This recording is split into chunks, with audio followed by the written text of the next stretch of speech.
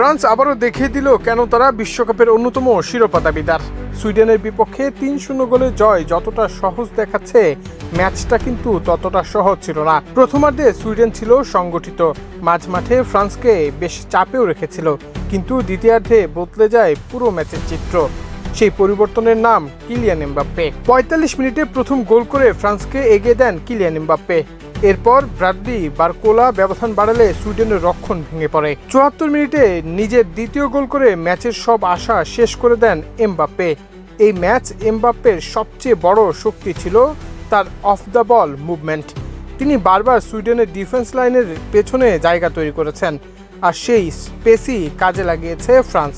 শুধু গোল নয়, পুরো আক্রমণ ভাগের ছন্দ নিয়ন্ত্রণ করেছেন তিনি।